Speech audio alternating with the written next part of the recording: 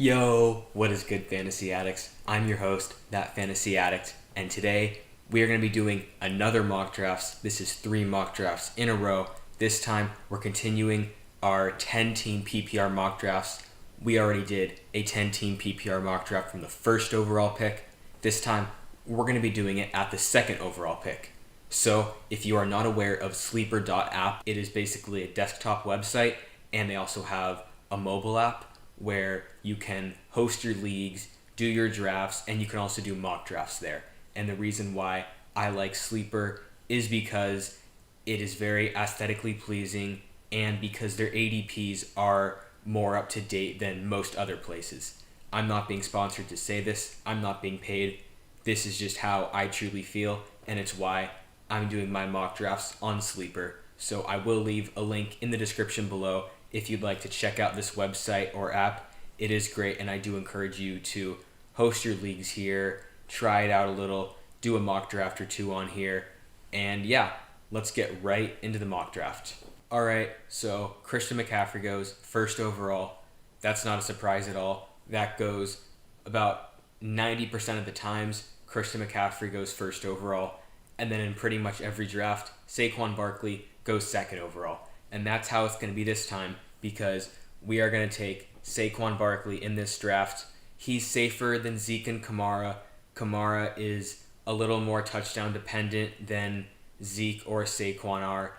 Zeke has Mike McCarthy coming in as the new head coach in Dallas, and he hasn't always liked to run the ball that much.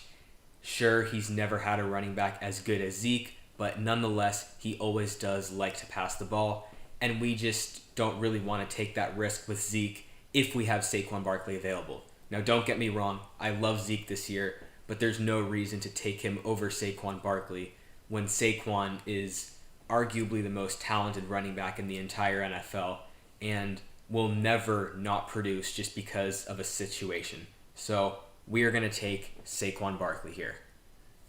After he goes, Derrick Henry, Josh Jacobs both go ahead of Kamara and Zeke. Then Michael Thomas, Zeke, Dalvin Cook, Kenyon Drake, DeAndre Hopkins, Julio Jones, Tyreek Hill, Miles Sanders, Devontae Adams, Joe Mixon, Nick Chubb, Austin Eckler, Alvin Kamara goes at the 207, and Patrick Mahomes goes right before my pick. Now, I know now you're thinking, Sleeper is awful. Alvin Kamara went at the 207. Don't worry, it doesn't normally do this. His ADP, as you just saw a minute ago, was in the early first round, which is where it should be. So this is just the CPU doing some things that aren't adhering completely to the ADP that they have, which normally I'm a fan of. I normally like the CPUs not doing exactly what the ADP says, because that's what happens in real life, right? In your real drafts, you don't have everyone looking at the same sheet with the same ADP, picking off whoever is at the very top of that list. That's not what happens. Now, is this going to happen where Alvin Kamara goes to the 207? Probably not. Maybe he'll fall to the 208. Maybe he'll fall to the 108, 109, and that's crazy enough. The 207, that's just not going to happen in your league. So this was a little out of the ordinary. Same with Josh Jacobs at the 104. That's a little unusual, but generally speaking, Sleeper is completely fine. It doesn't normally do this, I promise.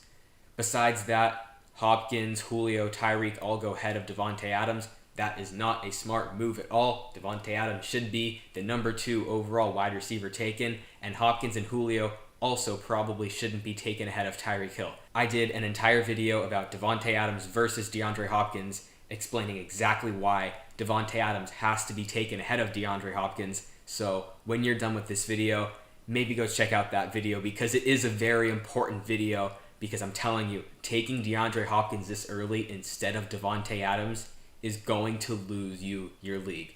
I can promise you that. But let's get into our pick. So, quarterback, Lamar is there. I'm not a fan of using a second round pick on him, especially in a 10-team league though. So we're going to stay away from him. At running back, Aaron Jones and CEH are both there. There is a chance that I could get both of them. I doubt that would happen. I'm pretty sure that Team 1 would take whichever one I didn't take. but there is a chance that I take, let's say, Aaron Jones, and team one takes maybe Travis Kelce and a wide receiver, and then I get CEH. There is a chance that that happens, but it's pretty unlikely. At wide receiver, Chris Godwin is there. I like him. I do think that there's a good chance that he doesn't do as good this season as he did last season, but that's not really a big concern because he was a beast last season, even though Tom Brady's coming in, which is a huge upgrade compared to Jameis Winston. For fantasy football, he's probably not as good as Jameis Winston, just because all of those interceptions that Jameis Winston throws means that they just need to throw even more later in the game. Because if Jameis Winston goes 80 yards downfield and throws a pick in the red zone, Chris Godwin might have already had one or two catches on that possession. And then the next possession, since they just gave up maybe even a pick six, now they have to throw it even more, and they keep throwing to Chris Godwin. So those interceptions are actually good for fantasy football. And not to mention, I doubt Tom Brady's going to throw for 5,100 yards and 33 touchdowns like Jameis did. So I do think that Tom Brady is a downgrade for fantasy football than Jameis Winston. But nonetheless, Tom Brady loves his slot receivers. And I do think that Chris Godwin should get more targets with Tom Brady being there than Jameis Winston. The only difference is he might not have as many red zone targets, and his average depth of throw or average depth of target probably won't be as high as it was with Jameis Winston. So there will be a fraction of a yard less per reception with Chris Godwin being a receiver under Tom Brady than Jameis Winston, but I still think he should be fine, but I'm not going to take any of the other receivers there in the second round. Travis Kelce is there, but of course Travis Kelce or Kittle should be there by my next pick, so if I really want one of them, I can easily wait until my next pick. So I like Aaron Jones, I like CEH, I like Chris Godwin, and I like Kelce and Kittle. One of Kelce or Kittle should be there. I prefer Kelce for sure. Aaron Jones and CEH, one of them should be there, but I would definitely prefer Aaron Jones just because we know he's elite and everything. And at wide receiver, Chris Godwin is the only one there. So I'm thinking maybe we take Godwin and hope that either Aaron Jones or Travis Kelce is there, especially because since this is a 10-team mock draft and not 12-team, at the end of the fourth round, I'm pretty sure that Chris Carson will be there, or Le'Veon Bell. So I'm okay if we don't get Aaron Jones here, considering that we already have one of the best running backs in all of fantasy with Saquon Barkley. So we are going to take Chris Godwin here, and let's hope that Aaron Jones or Kelce is there. And Aaron Jones is there. Kelce gets taken. No worries at all. I'm not going to take Kittle here over Aaron Jones just because it is a 10-team league, so with an early third-round pick in a 12-team mock draft, he might be worth it, but 10-team mock draft, not quite worth it. It's a little higher, and I absolutely love the value late into drafts at tight end.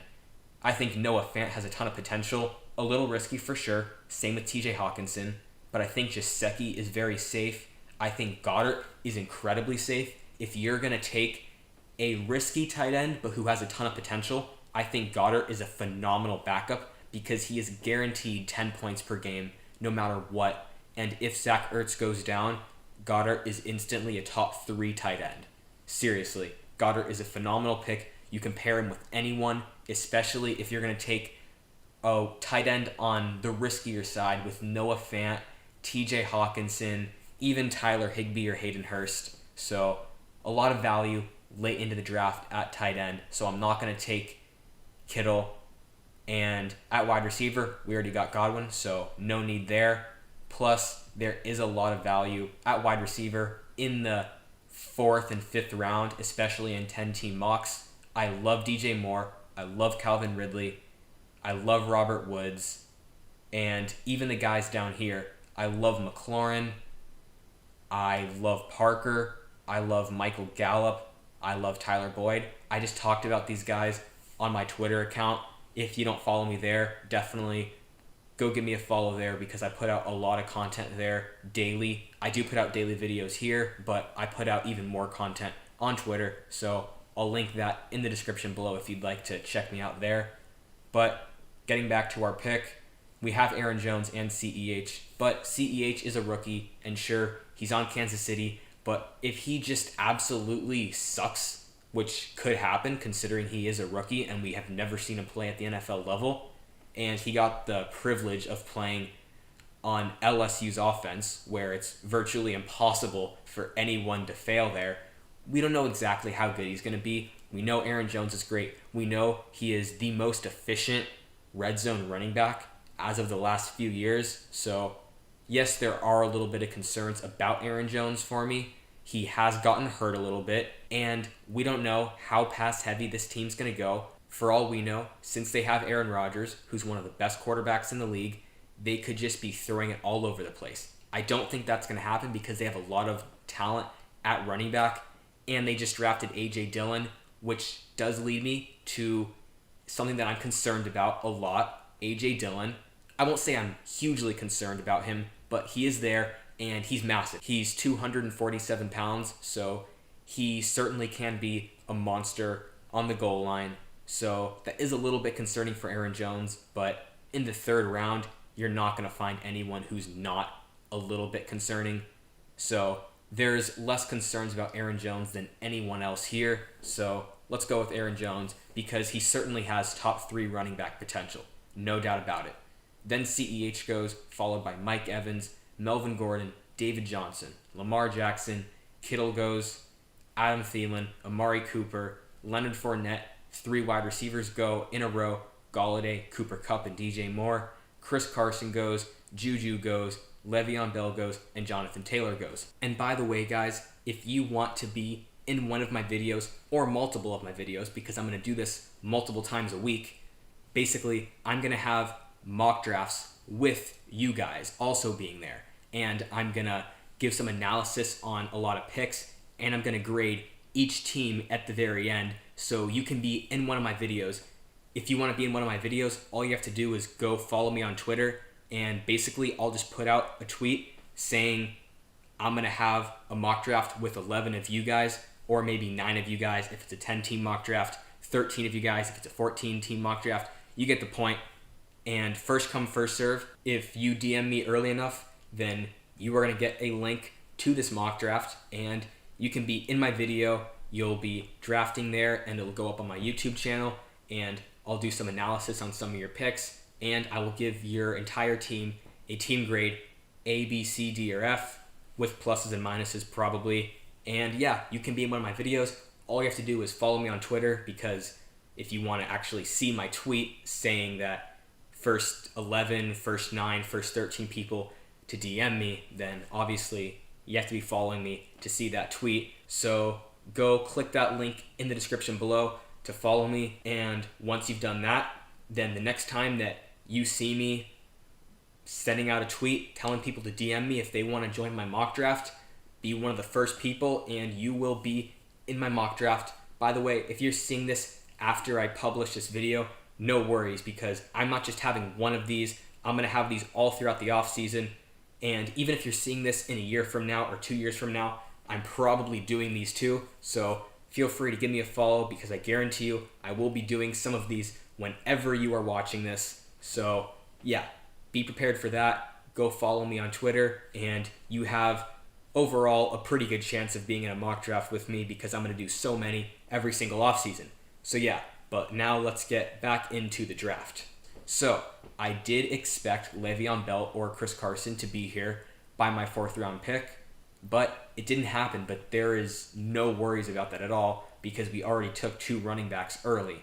So I do think that we have our 4th round pick here, and then our 5th round pick. I think that at our 6th round pick, either Kareem Hunt or Cam Akers could be there. If not, Darius Geis should definitely be there, who is certainly risky. I was not big on him at all last year because of that torn ACL. All studies show that the year after you tear your ACL, you have an extremely increased chance of getting re-injured, but he is 2 years removed from that injury, so I am a little higher on him this season than I was last season, but I still would prefer Kareem Hunt or Cam Akers. But let's take a look at other positions. At wide receiver, Odell Beckham is there. Allen Robinson is there. Calvin Ridley is there. I like Calvin Ridley more than any of them. A.J. Brown is there for a little more risky play, but certainly top 5 wide receiver upside. Robert Woods is there for a very safe play. And other guys like Chark, like McLaurin should be there in the 6th round for sure. So we're not even going to bother with that. At tight end, Mark Andrews is there. The first overall pick took Kelsey. So if we want a tight end, there's no reason to take one right now because we should easily get one with our next pick. If the first overall team takes Mark Andrews, that's just a mistake. So at quarterback, no value there. Running back, although Connor has upside, I'm not a huge fan of taking him this early. Montgomery, I am higher on him than Connor because I feel like he's a little safer, but I don't think he's worth a late 4th round pick. At wide receiver, I love Calvin Ridley. I think he's definitely worth it, and I do not want to miss out on him because that first overall team does not have a wide receiver. There's a chance they take Calvin Ridley, and I don't want to possibly miss out on him. So we're going to go with Calvin Ridley, and the reason why I'm so high on him is because he outscored Julio Jones in standard and PPR format through week 14 because he got injured and he missed week 15, 16, and 17. Now, he didn't outscore him in PPR scoring on a points per game basis. He barely got outscored in points per game. So if we just look at the time when Julio and Calvin Ridley played together, even though Ridley did outscore him in standard, I believe, he didn't in PPR. He did not, but it was so close. It was within like about half a point. And now you add on a year to Julio Jones's age, which is bad because he's getting on the end of his prime. And you add on an extra year to Calvin Ridley's age, which is good because he's just getting into his prime. I think that's a great situation, and it's absolutely phenomenal. So give me Calvin Ridley here. I want to secure him for sure. And now the first overall team takes James Conner and Odell Beckham. No worries because I was not targeting any of them. Now we have to decide. There's a few ways that we can go here. If we're looking at wide receiver, we already have 2 really good wide receivers. So even though I generally like Robert Woods more than A.J. Brown, it might be worth it to go with A.J. Brown, who's a little riskier because we already have 2 really good wide receivers that I like, so we can afford to take that risk. We don't need to play it super safe with Robert Woods. At running back, it is a little risky to just hope that Kareem Hunt or Cam Akers is there by our next pick. And even if we take David Montgomery here, if Kareem Hunt or Cam Akers is here at our next pick, I'd probably want to take them too because you can never have too many running backs. Not to mention, that is my RB4, so it's not like I've taken 5 running backs already. So there is some room to get more running backs here for sure. I'm debating taking my RB3 in David Montgomery, and running backs can get hurt pretty easily, and Aaron Jones is a little risky. David Montgomery still has some question marks around him, so it would never hurt to take another running back. But at wide receiver, sure, I would like Robert Woods or A.J. Brown, but at my next pick, I know that Terry McLaurin or DJ Chark is going to be there. And if not, I'm 1,000% sure that Devontae Parker and Michael Gallup will be there not only by my next pick, but also with my 7th round pick. So I can afford to pass up on a wide receiver. It's really just between tight end and running back. Do I want to take David Montgomery or do I want to take Mark Andrews? Well, the thing is, there's just so much value late into drafts at tight end that for me, even though I feel a lot more confident with Mark Andrews, I also feel confident with Dallas Goedert and or Noah Fant and or TJ Hawkinson and all those guys in the 13th round. If we want to take a look at not even 13th round, let's take a look at 10th round running backs. We come across guys like Tevin Coleman, like Phillip Lindsay, like Kerryon Johnson. I'm not super excited to have these guys if I think that there's a chance that I'm going to start them. I'm not super confident in them. Now, do I like James White? I do. But would I want to start him? Absolutely not. I don't even want to have him as a possible backup. I want him to be my absolute last resort player to put in my flex if I have 3 buys on the same week and 2 injuries. That's what I want him to be. If Dallas Goedert is my starting tight end, I'm completely fine with that. I don't care. He was getting 10 points consistently last year, and if Zach Ertz goes down, then I have a top 3 tight end right there. So we're going to go with the running back, and David Montgomery was surprisingly pretty good last season. Now, the Bears did not use him properly, which, for all I know, maybe they won't use him that well again this year either. But I do think that since they drafted him and clearly liked him, they probably know how he should be used, and he needs to be used in the shotgun formation. In 2018, before the Bears drafted Montgomery, they ran, I believe, the 3rd most run plays, or at least they had the 3rd highest run percentage in shotgun formation. With David Montgomery, they were just about average, and that makes no sense because David Montgomery is a vision guy and he needs to be used in the shotgun. You see guys like Le'Veon Bell who are known for their phenomenal vision, and they are used in the shotgun formation. That's what needs to happen with David Montgomery. And if we look at his numbers, David Montgomery ranked 13th in evaded tackles, 13th in juke rate. That is pretty good. We can also see he was 17th in yards created. That's not bad at all, and he was used a lot in the goal line, even though they weren't even using him correctly, so he wasn't producing that much. So I love David Montgomery. They want to use him, and he was good as long as they use him correctly. I think he should absolutely pay off. So we are going to take David Montgomery. Allen Robinson goes, Devin Singletary, A.J. Brown, Mark Andrews, Kareem Hunt, Raheem Mostert, Tyler Lockett, Cam Akers. I wish I could get Cam Akers or Kareem Hunt, but it looks like we're not. Robert Woods, Kyler Murray, Mark Andrews almost falls to me. That would have been exciting. DK Metcalf, McLaurin goes, who I really wanted, T.Y. Hilton, and Stephon Diggs. All right, so I would say that I was underestimating how many teams are in this draft because all the players who I've wanted just went before me, and not even a few picks before, but a lot of times a half a round before. So I know you guys are thinking I'm just underestimating how many picks are before my next pick, but the reality is if you look at their ADPs, they shouldn't be going this early. They really shouldn't. Kareem Hunt is not normally going there.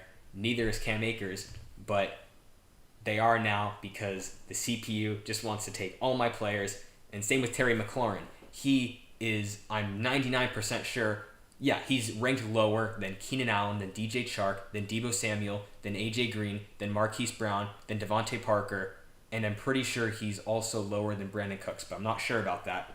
But he should not have won. But it's completely fine, because like I said, we have DJ Chark, we have Devontae Parker. I like all those guys, so there's no worries there. But looking at running back, even though I am not completely satisfied with having Darius Geis as even a flex player, he's not going to be my flex player. It's okay. And if he gets re-injured or just sucks, it's not the end of the world because I have 3 other running backs who I like, Saquon, Aaron Jones, and David Montgomery. So it's not the end of the world if Darius Geis goes. Now, there's other guys who I sort of like Alexander Madison, like Matt Breida, like James White, like Ronald Jones, but 1 or 2 of them will be there by my, not next pick, but the round after that, so my 8th round pick. So we don't need to even consider taking them with our next pick. They're just not worth it then. But I don't absolutely love having one of those guys who I listed to be right behind David Montgomery. I do think Darius Geis is on a tier higher than all those guys because if Darius Geis can stay healthy and if the Redskins use Antonio Gibson as a real wide receiver and not just as a complete 3rd down running back and use him in the backfield but just as a pass catching back, I think that Darius Geis has 3 down potential and could be a league winner. Now, he could absolutely bust, but there's no such thing as a league loser when you're drafting them in the 6th round. If they bust, it's completely fine. At wide receiver, I highly doubt Devontae Parker will get taken along with DJ Chark. There's a really low chance that both of those guys get taken. But even if they do, there still are other guys that I like Keenan Allen. So I'm going to wait on my wide receiver and take Darius Geis, who I'm cool with having him right behind David Montgomery. So Keenan Allen goes, Dak Prescott goes. Now it's our pick. Let's take a look at our current roster. Saquon Barkley, Aaron Jones, David Montgomery, Darius Geis. That's a lot of depth. That's a good mix between risk and a decent floor. We have a solid floor with Saquon Barkley. We pretty much saw David Montgomery's floor, and David Montgomery has a lot of potential, just like Darius Geis does, just like Aaron Jones does. Any given week, he can score you 35 points. And Saquon Barkley, tremendous floor, tremendous ceiling every single week. Never even need to worry about it. So, at wide receiver, I love our wide receivers, but we could use one more, especially because to start the season, I would probably use DJ Chark or Devontae Parker or whatever wide receiver I take here as my flex instead of David Montgomery. So for me, AJ Green, way too injury prone. We don't know what's going to happen with him. Plus, I'd rather get Tyler Boyd in the next round. Deebo Samuel, he got injured. If you haven't seen my injury video about Deebo Samuel and the impact on not only him, but also the rest of the 49ers, definitely go check that video out when this video is done. I'll leave a link in the description below. And Marquise Brown is a little too risky. Brandon Cooks, too many unknowns there. And as we get into Michael Gallup and Tyler Boyd, there's a good chance that they are there by our next pick. Although I'm not completely counting on it because there's probably a 50% chance that they don't make it to my next pick.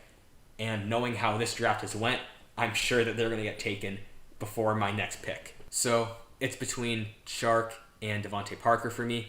I do think that Devontae Parker is a little bit safer, not on a week-to-week basis, but just on the season as a whole. I think he has a much more secured role, and we know exactly what's going to happen there. We saw him do okay even when Preston Williams was doing very, very good.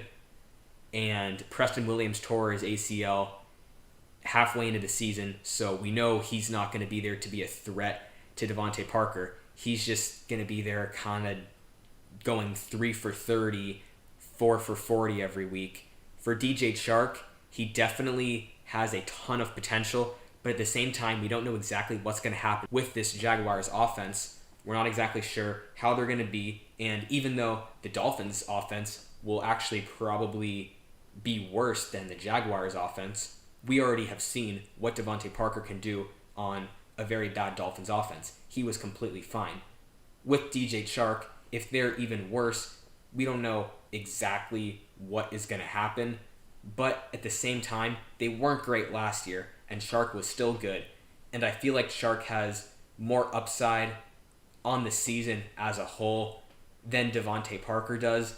DJ Chark is a third-year wide receiver, which historically is when wide receivers have the greatest chance of breaking out.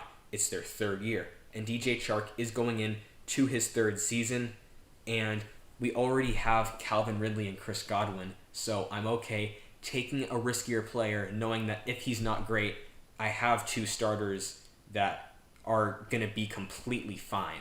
So this is a little riskier team. I don't normally go with this much risk, but because I'm so happy starting out with Saquon Barkley, Aaron Jones, Chris Godwin, and Calvin Ridley, and having depth at running back to back up Aaron Jones in case he doesn't start out the season so hot or anything like that, I'm cool with taking this much risk, knowing that I still have a lot of safety with my starters. So we're going to take Chark here. If you want to take Devontae Parker, that's completely fine, but I'm going with Chark. So Zach Ertz goes, DeAndre Swift, followed by another tight end, Darren Waller. Devontae Parker goes, AJ Green, Damian Williams, a little early for him for sure. Marquise Brown, Gronk goes, Russell Wilson, Deshaun Watson, Brandon Cooks, J.K. Dobbins. Hayden Hurst is the fourth tight end in the last 2 rounds to go. Tom Brady, Deebo Samuel, Jarvis Landry, all go. And now it is our pick. So, looking at tight end, Evan Ingram's there. Not a fan of him because he definitely has a better chance of getting hurt this season than not getting hurt, and there's not many players you can say that about.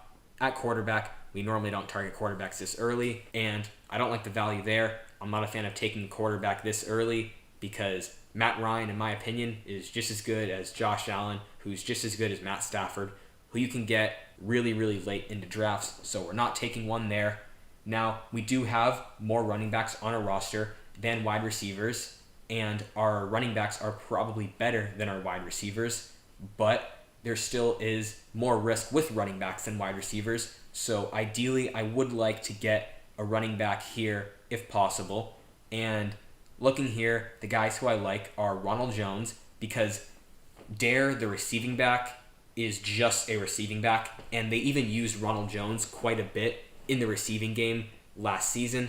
And with Tom Brady being there, even though Ronald Jones might not have many designed plays for him to catch the ball, Tom Brady will love throwing dump-offs to him, no doubt about it. And Ronald Jones is the most talented running back on that roster for sure. Alexander Mattison, you're purely banking on Dalvin Cook either holding out or getting injured. If that happens, he is an RB1 for every week that Dalvin Cook is out. But other than that, he is not even worthy of being a flex player. Matt Breida, he's okay. I just talked about him on my Twitter account, which once again, link in the description below if you'd like to follow me there. I do like him more than Jordan Howard because he's going to be used in the receiving game quite a bit, and I just think he's a better running back than Jordan Howard. James White, even though this New England offense won't be as good as they were last season, Stidham loves to throw to the running backs. And not only that, but young quarterbacks who are getting their first starts historically always love to throw to the running back, no matter what type of player they are, just because it's a lot safer and everything. So you add in the fact that not only is he going to be starting for pretty much the first time, but also that even in college, he has loved to throw short routes and throw to the running back, and that the Patriots coaching staff clearly loves to get running backs targets. So James White is a pretty safe player in my opinion. And yeah, those are the running backs who I think could be worth it. At wide receiver, I like Gallup.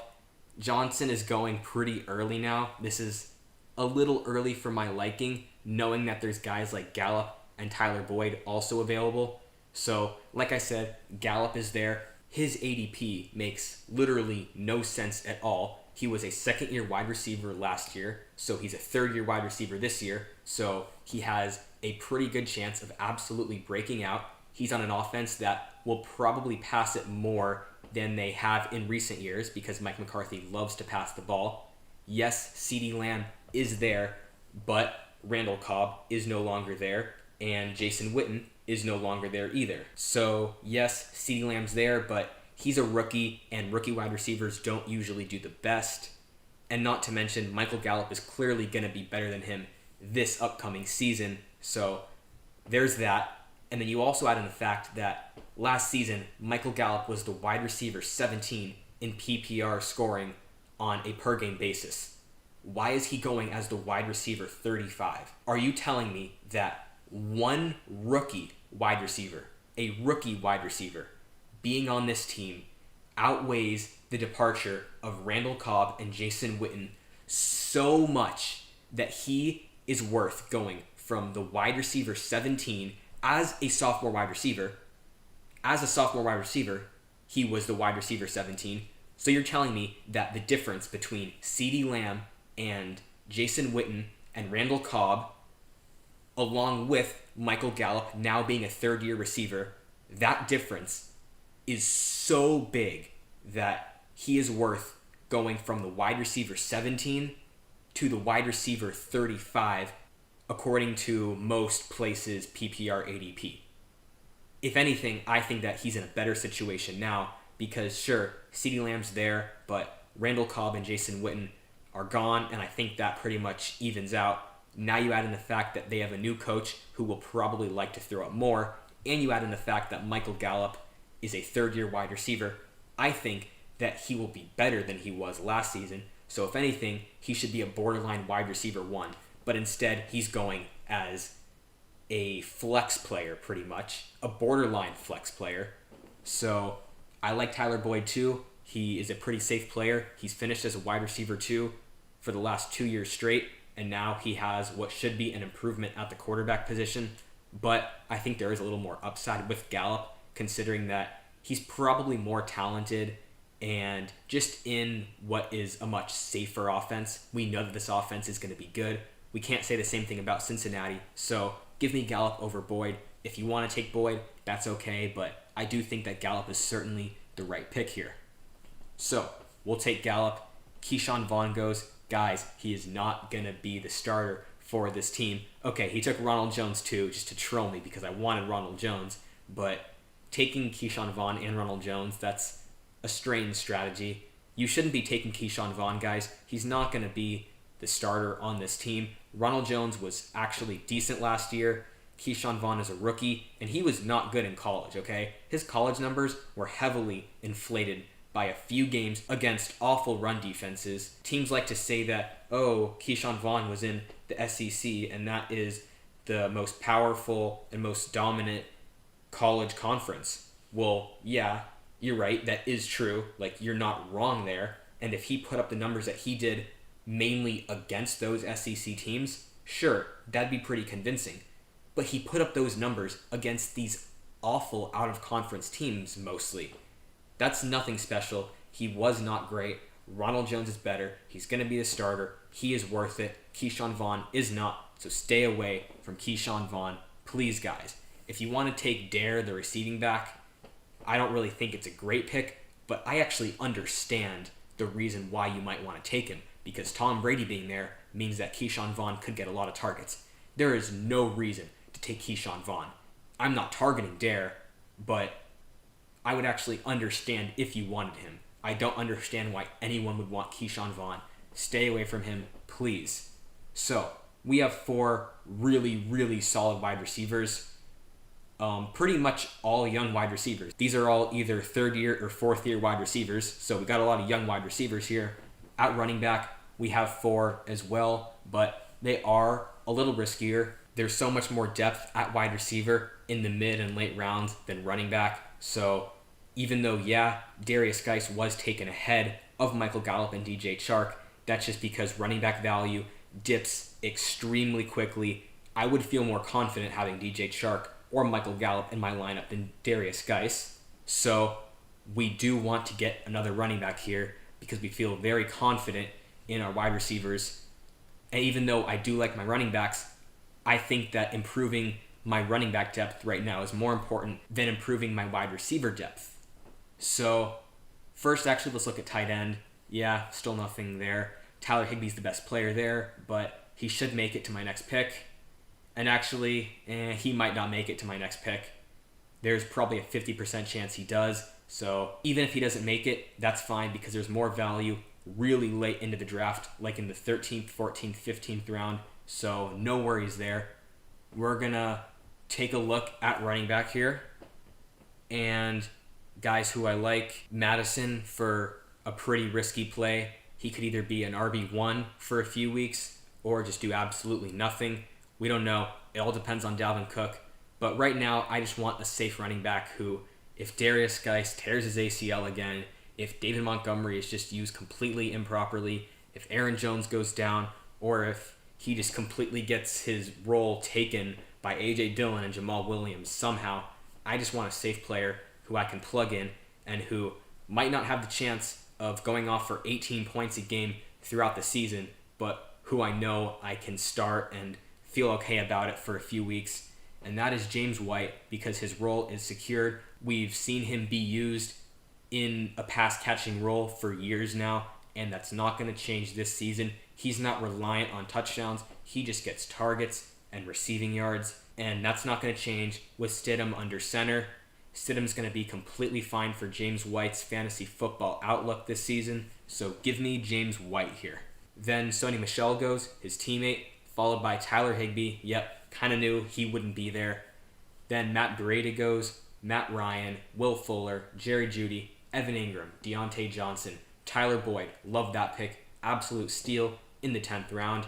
Jordan Howard goes, Julian Edelman, Darius Slayton, Tevin Coleman, Marvin Jones. Love him as a sleeper wide receiver. He is so good when Matthew Stafford is there. seriously, his ADP makes even less sense than Michael Gallup's. Marvin Jones was around the wide receiver 15 before Matthew Stafford got injured last season. So we can expect Matthew Stafford to be healthy for this season, right? We're not expecting him to get injured.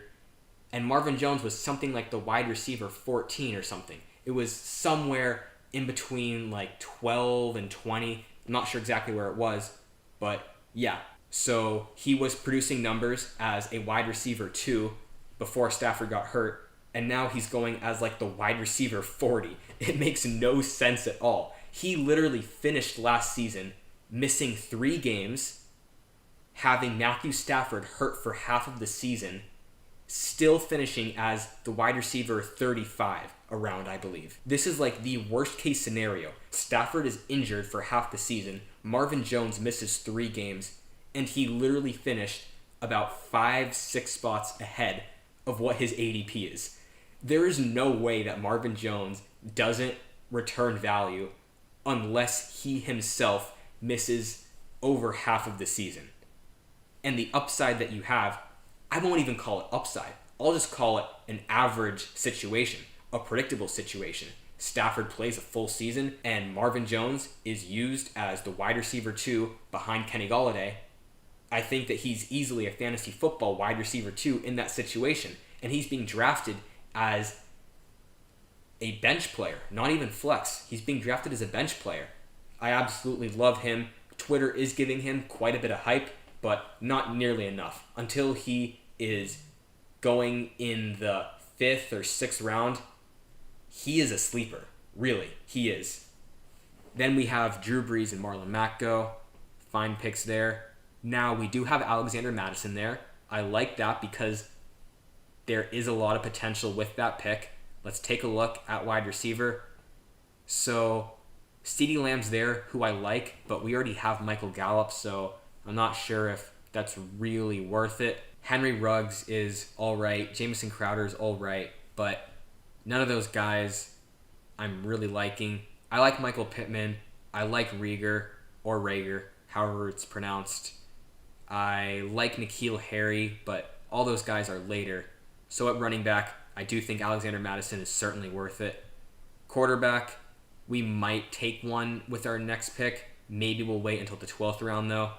And at tight end, no point in taking a tight end here because I think Noah Fant, TJ Hawkinson, Gesicki, and all those guys are pretty much just as good as Hunter Henry and Jared Cook, and I can get them in the 15th round if I wanted to.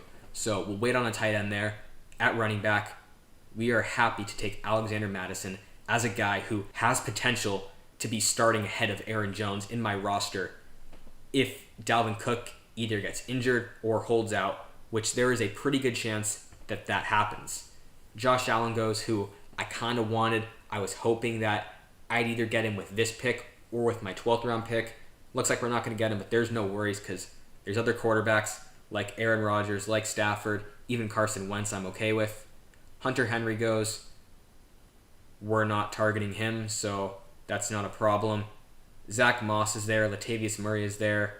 Both of those guys are risky, but what do you expect from such a late pick right now? There's no safe players here, except Tariq Cohen has actually produced for quite a bit of time, so he's a little safe, but not a ton of super safe players.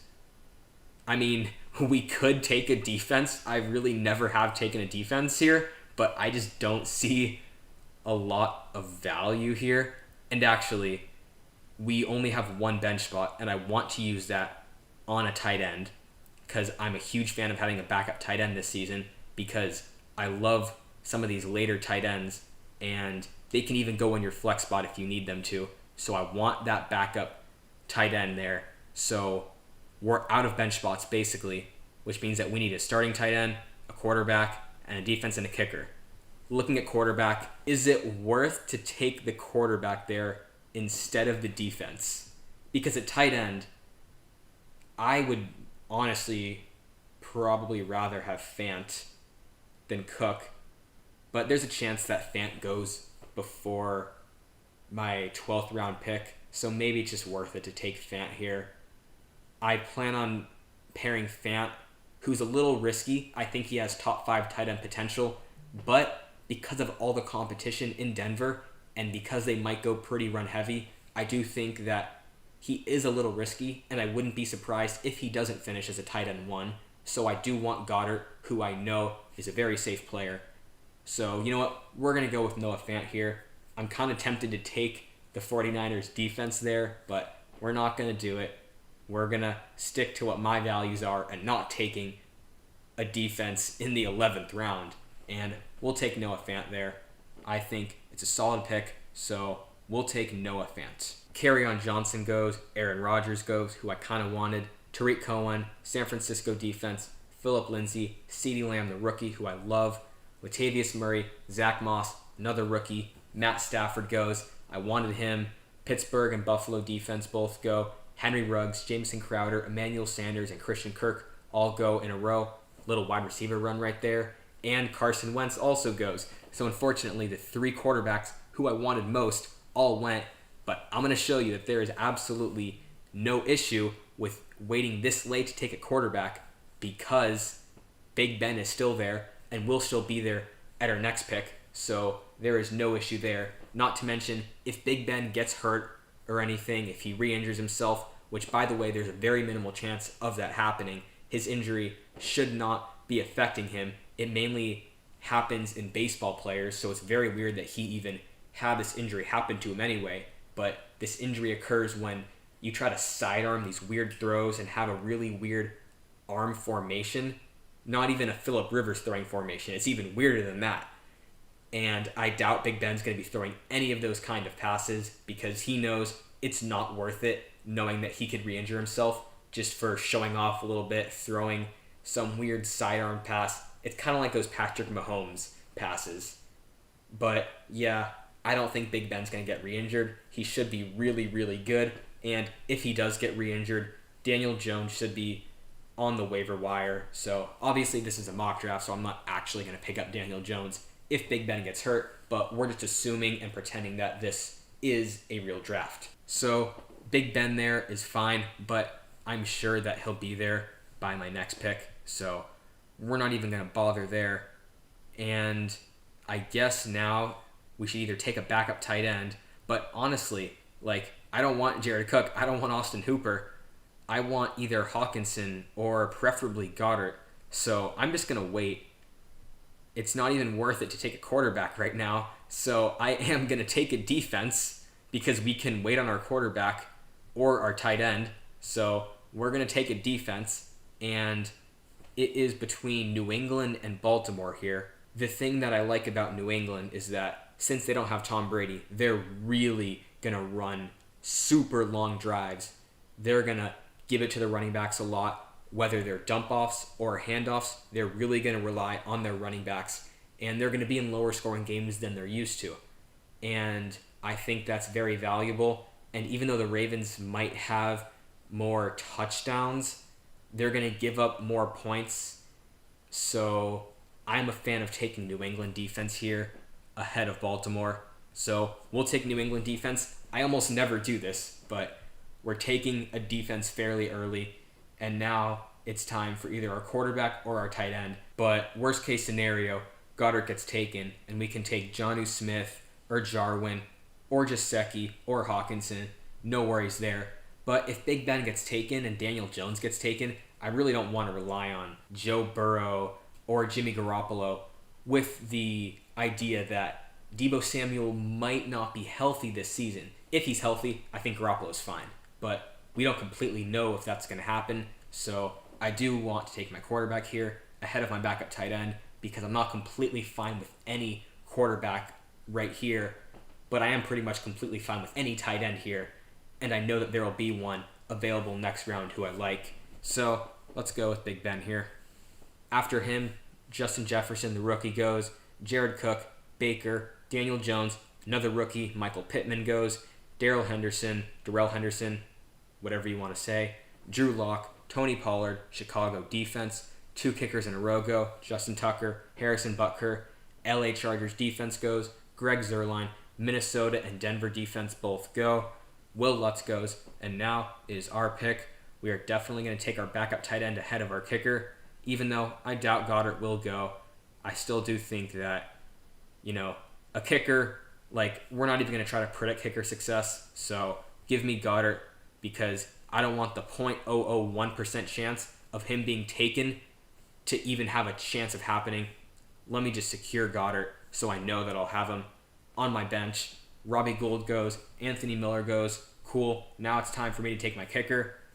Atlanta offense should be pretty good. Young-Ho Koo was doing phenomenal last season with Atlanta, and now they have Todd Gurley, so a little improved offense, but they're still not going to be phenomenal. I also like Zane Gonzalez. That Arizona offense should be fast-paced, but not too good. I think that Houston offense will not be as fast-paced as they used to be, so I'm not a huge fan of Care Barron. Matt Prater, solid. Elliott, solid. All those guys are solid. They're on solid offenses, but I'll just take Young-Ho Koo here just because he was really good last season, so why not take him here? So we take him, then the Bucs defense go, Zane Gonzalez, Fairbairn, Austin Hooper, Jake Elliott, Justin Jackson, Chase Edmonds, and Matt Prater all go. So now let's take one last look at our team. At quarterback, Big Ben. Is that probably the worst starting quarterback of any team here? Yeah, probably is. But on any team that does not have Patrick Mahomes, Lamar Jackson, Dak Prescott, or Kyler Murray, I feel like the difference between Big Ben and their starting quarterback is about 1 point per game. Sure, Patrick Mahomes, Lamar Jackson, Dak Prescott, Kyler Murray, they might have a few points per game advantage over me, but everyone else, I feel like Big Ben is almost as good as them, and the only risk there is him getting injured, and there should be guys on the waiver wire, not to mention Jimmy Garoppolo didn't get taken, and by the time Big Ben gets injured, if he does get injured, we'll know whether or not Deebo Samuel is healthy or not. So we can take Jimmy Garoppolo and be confident that he'll be a solid player. So quarterback, happy with that. Saquon Barkley and Aaron Jones at our starting running back position. That is very, very good. I love the mix between a solid floor but tremendous upside. There is a realistic possibility that Saquon and Aaron Jones finish as the RB1 and RB2 in PPR scoring this season. I'm not saying it's likely. I'm not even saying that it's going to happen. But there's probably a 3, 4, 5% chance that it does happen. At wide receiver, Chris Godwin, Calvin Ridley, once again, love the mix between a solid floor with tremendous upside. I do believe that there is a chance that both of these guys finish as top 5 wide receivers. Julio Jones is being drafted as a top 5 wide receiver, and Calvin Ridley was on par with him when they were playing together last season. Now he's a third-year wide receiver. Who is going to say that there is not a chance that Calvin Ridley finishes as a top 5 wide receiver? I think there's a chance. Chris Godwin, we already saw him ball out last season, so we don't even need to question how good he's going to do this season. I'm pretty confident in him. Love that right there. Noah Fant, risky tight end, but we have Goddard to back him up, so no worries there. David Montgomery as our flex. I'll actually probably switch out him for Gallup or Chark. If this were a real league, that's what I would do at least. I'd switch him out week 1 and week 2 just to see exactly if David Montgomery is a success and is going to be used properly this season. And if he is, love him as the flex. He has potential to be an RB1, but I think it's a little more realistic to predict a solid RB2 season out of him. Maybe a top 15 running back season in PPR scoring. I think that's a little more realistic, but still has a solid chance of happening. Young-Ho Koo and New England defense, both probably top 5 at their position. Actually, Young-Ho Koo, I don't even know what he's going to be. He might be bottom 5, he might be top 5. I don't really know, but New England defense should be top 5 amongst all defenses. And then we have Geis, risky, but he's my 4th running back, so we're willing to take risk there. And we also have Alexander Madison, who's another risky pick, but no worries because we have James White right ahead of him, who is a safe player that I know if I have a ton of buys and injuries in 1 week, I can put in James White and he'll get by and get me probably about 10 points that week. Not going to get me 25 points, but he's not going to get me 2 points either. Chark and Gallup, love them. I'd be fine if one of them was starting on my roster. I'd be fine if one of them was my wide receiver too, if it meant that my running backs and or a tight end is absolutely stacked. Obviously, I don't want Michael Gallup or DJ Chark to be my wide receiver too if my running backs are just average. But if I go super running back heavy, I'm flattered to have Michael Gallup or DJ Chark at my wide receiver too, because I think they'll definitely get by. Alright guys, thank you so much for watching. I really appreciate it.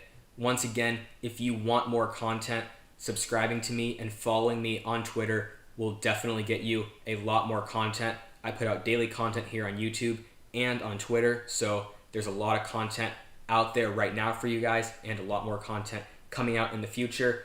If you enjoyed this video, I would appreciate a like, because it's a free way to just show that you enjoyed this video, and it really helps out smaller YouTubers like myself. I can't stress enough how much they really do help.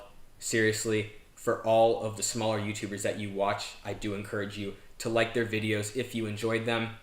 And with that being said, I really hope that you enjoyed this video. Let me know in the comments below what pick you would have done differently, or if you think that I made the best pick at every pick. If that's the case, let me know that, but I'm sure that there's something that you would have changed about my draft. So let me know what you thought of it. What pick would you have changed? Would you have taken a different 5th round pick, a different 8th round pick, whatever? Let me know what it is. I want to know what you guys think of this draft and what you guys think of these different players this season. I'll make sure to like and reply to every single comment that I get. I appreciate you guys watching this, and I will see you next time. Peace.